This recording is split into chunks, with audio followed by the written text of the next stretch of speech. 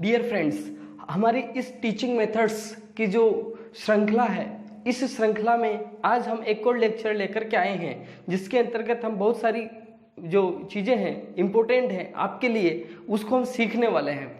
दोस्तों चलो शुरू करते हैं विदाउट वेस्टिंग द टाइम आज का अपना लेक्चर। दोस्तों इसमें हम छोटी छोटी टर्मिनोलॉजी की बात करेंगे, फिर उसके बाद में ओल्ड मेथड्स, न्यू मेथड्स और जो भी अपने टीचिंग मेथड्स हैं, जो भी अपने अप्रोचेज हैं, जैसे CLT communication language teaching method है, रिमीडियल टीचिंग है, इवेल्युएशन है, तो जितने भी अब हमारे टॉपिक्स हैं, चैलेंजेस हैं, होम जो मल्टीलिंगुअल लैंग्वेजेस हैं वो, तो कई सारे जो टॉपिक हैं लगभग हम यहाँ से रेगुलर पढ़ते हुए कवर करेंगे। दोस्तों शुरू करते हैं हमारे इस आज के लेक्चर को। दोस्तों आज के लेक्चर में सबसे पहला टर्म हम जो पढ़ने जा रहे हैं वो है मेथोडोलॉजी। हमें जब पढ़ते हैं तो पता होना चाहिए कि मेथोडोलॉजी होता क्या है। दोस्तों जैसा कि आप सभी को पता है, मेथड और लॉजी मीन्स होता है स्टडी। तो एक सिंपल सा मीनिंग इस शब्द से निकल जाता है कि ऐसा साइंस, ऐसा सब्जेक्ट जिसके अंदर मेथड्स का अध्ययन किया जाता है उसे मेथोडोलॉजी कहा जाता है। The study of method, simple सी इसकी डेफिनेशन क्या बन जाएगी? The study of methods is called methodology. दोस्तों सिंपल भाषा में अगर हम इसकी बात करें तो it is a set of methods and principles used to teach a language. यह एक सेट है मेथड्स एंड प्रिंसिपल्स, विधियों और सिद्धांतों का एक ऐसा सेट है जिससे भाषा का अध्यापन करवाने में यह हमारी मदद करता है। इसके अंतर्गत कुछ चीजें सम्मिलित की जाती हैं। Study of the nature of language, भाषा की प्रकृति का अध्ययन करना, भाषा की प्रकृति का अध्ययन करना, स्किल्स एंड प्रोसीड्यूर्स और जो कौशल है LSRW प्रक्रियाएं हैं टीचिंग के लिए, अध्यापन के लिए, उनका अध्ययन करना। दूसरा जो पॉइंट है उसमें study of the presentation of lesson plan, अर्थात पाठ की योजना, मटेरियल्स जो टीचिंग मटेरियल्स होते हैं, TLM जिन्हें हम बोल सकते हैं, teaching learning materials, text books, जो टीचिंग लैंग्वेज को टीचिंग करने के लिए जो प्रेजेंटेशन होती है, लेसन प्लान की, टीचिंग लर्निंग मटेरियल्स की एंड टेक्स्ट बुक्स, इन सब की प्रेजेंटेशन का अध्ययन भी हम मेथोडोलॉजी में करते हैं कि कैसे तो हमें लेसन प्लान बनाना है, क्या क्या उद्देश्य उसमें हमें रखने हैं, कौन कौन से टीचिंग लर्निंग मटेरियल्स का हमें इस्तेमाल करना है, कैसे करना है, क्लासरूम में किस प्रकार से बच्चों के सामने हम इन चीज़ों को रखें कि बच्चा सीख जाए। वो सारी की सारी ही चीज़ें मेथोडोलॉजी का भाग होती है। और एक और हिस्सा evaluation and comparison of language teaching method, अर्थात जो टीचिंग लैंग्वेज टीचिंग मेथड होते हैं उनका मूल्यांकन और तुलनात्मक जो अध्ययन किया जाता है वह भी किसमें किया जाता है दोस्तों? मेथोडोलॉजी में किया जाता है। सीधी सी भाषा में हमें ध्यान रखना है, सिद्धांतों और कहीं की विधियों, जो शिक्षण विधियां हैं, उनका अध्ययन ही मेथोडोलॉजी कहा जाता है। दोस्तों मेथोडोलॉजी की परिभाषा के बाद में हम कुछ ऐसे इंपॉर्टेंट वर्ड हैं उनके बारे में अध्ययन करते हैं। दोस्तों हमने मेथोडोलॉजी के बारे में जाना, छोटे छोटे कुछ ऐसे पॉइंट होते हैं दोस्तों जो हम कहीं नहीं पढ़ पाते हैं और वो हमारे एग्जाम में आ जाते हैं, तो मैं उन छोटे छोटे पॉइंट्स को भी थोड़ा सा कवर करने की कोशिश कर रहा हूँ। तो दोस्तों सबसे मुख्य बात जो आप सभी को वैसे पता होगी कि एट प्रेजेंट टाइम पे जो टीचिंग है वो लर्नर, पीपल और स्टूडेंट सेंटर्ड है, अर्थात चाइल्ड सेंटर्ड है। ये चीज ध्यान रखनी है। अभी वर्तमान समय में जो टीचिंग है, टीचिंग किसको सेंटर में रख करके की जाती है? बच्चे को, ठीक है। उसके बाद ध्यान देना दोस्तों, एग्जाम में एक बार प्रश्न आ चुका है कि जो सिलेबस होता है वो किसके लिए होता है, स्टूडेंट के लिए होता है या टीचर के लिए? तो ध्यान देना दोस्तों, सिलेबस टीचर्स के लिए होता है, जबकि करिकुलम और को करिकुलर एक्टिविटीज, पाठ्य सहगामी गतिविधियां, वो स्टूडेंट्स के लिए होती है। चीजें ध्यान रखनी है दोस्तों, छोटी सी बातें हैं। एक बार एग्जाम में कोड स्विचिंग और कोड मिक्सिंग से रिलेटेड क्वेश्चन भी पूछा जा चुका है। तो क्या है दोस्तों कि वैसे तो जब आप इंग्लिश लिटरेचर से फर्स्ट ग्रेड की प्रिपरेशन करते हैं तो ये टॉपिक वहाँ पर आता है, परंतु हमारे टीचिंग मेथड में भी इसका इम्पोर्टेंस है। तो हमें समझना चाहिए कि कोड स्विचिंग और कोड मिक्सिंग में क्या डिफरेंसेस होते हैं।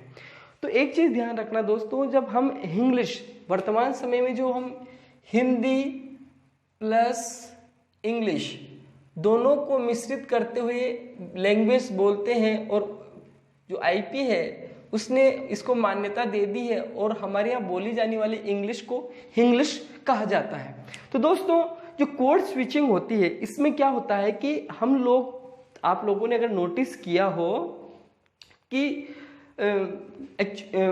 आई वॉज टीचिंग और उसने मुझे फ़ोन किया, मैंने एक सेंटेंस तो बोला इंग्लिश का और एक सेंटेंस बोला मेरी मदर टंग का, अर्थात दो भाषाओं के सेंटेंसेस को मिक्स करके बोलना ही कहलाता है code switching. The sentences of two languages are mixed. Simple सी बात ध्यान रखना, दो भाषाओं के छोटे छोटे वाक्य मिक्स रहते हैं। जैसे मैंने एग्जाम्पल लिख रखा है, आई वॉज रनिंग और वह मुझे मिल गया। आई वॉज रनिंग मैंने एक छोटा सा सेंटेंस इंग्लिश में बोल दिया, फिर हिंदी में। तो ऐसे ही मिली जुली जो भाषा होती है उसे कोड स्विचिंग कहा जाता है। और वहीं कोड मिक्सिंग में क्या होता है दोस्तों कि यहाँ सेंटेंसेस की बात होती है कोड स्विचिंग में, जबकि कोड मिक्सिंग में शब्दों की बात होती है। हम एक एक शब्द कभी इंग्लिश का पुट कर देते हैं, कभी हिंदी का। जैसे मैं एक्चुअली मैं उसे लाइक करता हूँ, एक्चुअली मैं उसे लाइक नहीं करता हूं। तो मैंने इंग्लिश के वर्ड्स भी इसमें इस्तेमाल किए, हिंदी के भी। तो ये जो शब्दों का मिक्सअप होता है ये कहलाता है कोड मिक्सिंग। ओके, एग्जाम के पॉइंट ऑफ व्यू से यहाँ पर कुछ और टर्मिनोलॉजी है जो आपको याद करना बहुत ही जरूरी है। दोस्तों एक वर्ड है, मैंने यहाँ लिख रखा है, इसे हम पिजिन पढ़ते हैं। क्या प्रोनाउंस करते हैं? पिजिन, पिडजिन नहीं, पिजिन। पिजिन क्या होता है दोस्तों कि the language we learn when we change a place to communicate people there। जब हम कहीं पर, या मैं समझाता हूँ, जैसे आप रहने वाले हो जयपुर के या मैं रहने वाला हूँ जयपुर का। अब मेरे को क्या है कि मुझे लंदन जाना है, मुझे क्या करना है? लंदन जाना है। तो मैं जब लंदन जाऊँगा तो क्या मैं यहाँ जो मेरी मदर टंग है हिंदी ये वहाँ बोल पाऊँगा? नहीं। क्यों? क्योंकि मैं जब वहाँ जाऊँगा तो मुझे वहाँ की लैंग्वेज या कुछ जो लैंग्वेज वहाँ मुझे कम्युनिकेट करने में हेल्प करे, मुझे वही लैंग्वेज बोलनी पड़ेगी दोस्तों। मतलब अपना ओरिजिन स्थान छोड़ने के बाद अन्य स्थान पर जब हम जाते हैं वहाँ कम्युनिकेशन के लिए जिस लैंग्वेज का इस्तेमाल हमें करना पड़ता है उसे बोला जाता है दोस्तों पिजिन। दूसरी बात, अगर हम वहीं रहने लग जाएं और हम एक नई जनरेशन को वहीं पर ही जन्म दे दें तो जिस भाषा का हम पिजिन के रूप में वहाँ पर इस्तेमाल कर रहे हैं वही भाषा, सपोज हम वहाँ पर इंग्लिश बोल रहे हैं, तो हमारा जो बच्चा है वह बच्चा भी क्या सीखेगा? वहाँ पर इंग्लिश सीखेगा और वही इंग्लिश लैंग्वेज उसकी मदर टंग बन जाएगी। तो दोस्तों जो पिजिन होता है तब अगली हमारी जो जनरेशन होती है उसका मदर टंग का रूप ले लेती है, तो उसे क्रियोल कहते हैं। हाँ दोस्तों देखना, pidgin the language we learn when we change a place to communicate people there. हम एक स्थान से जब दूसरे स्थान पर जाते हैं और वहाँ के लोगों से कम्युनिकेशन के लिए जिस भाषा का उपयोग करते हैं उसे पिजिन कहा जाता है। और जो भाषा आप वहाँ बोल रहे हैं पिजिन के रूप में, जो भाषा आपने वहाँ पर सीखी है और वही भाषा यदि आपके बच्चे या आपकी आने वाली जनरेशन उसका इस्तेमाल करने लग जाती है तो वह उनकी मदर टंग बन जाती है और वही मदर टंग क्रियोल कहलाती है। द लर्न्ड लैंग्वेज, कौन सी भाषा? जो ये आपने यहाँ पर सीखी थी। For communication which becomes the mother tongue of our child, और न्यू कहें कि आवर नेक्स्ट जनरेशन, हमारी जो अगली जनरेशन होती है उसकी जो मदर टंग बन जाती है उसे क्रियोल कहते हैं। दोस्तों एक अगला टर्म है हमारे पास में लिंगुआ फ्रैंका। लिंगुआ फ्रैंका का मतलब क्या है दोस्तों? जैसे हमारे जो क्षेत्र है, हमारे क्षेत्र में हाड़ौती बोली जाती है, ठीक है। तमिलनाडु में चले जाएंगे तो वहाँ तमिल बोली जाती है। तो हमें ना तो तमिल आती है ना तमिल वालों को हाड़ौती आती है। अब इन दोनों को दोनों लैंग्वेज नहीं आती है तो इनके बीच में एक ऐसी लैंग्वेज का यूज करना होगा, और यदि आपको कम्युनिकेशन करना होगा तो यहाँ पर यूज करना होगा इंग्लिश का। ये जो मध्यस्थ भाषा है, दोनों डिफरेंट भाषा वाले लोगों को जब कम्युनिकेशन में आर्बिट्रेरी लैंग्वेज का रूप ले लेती है, मध्यस्थ भाषा का रूप ले लेती है, उसी ही भाषा को लिंगुआ फ्रैंका कहते हैं। कहने का मतलब है दो अलग अलग क्षेत्रों के लोगों को जब तीसरी भाषा जो उनका कम्युनिकेशन करने में मदद करती है, उसे लिंगुआ फ्रैंका कहते हैं।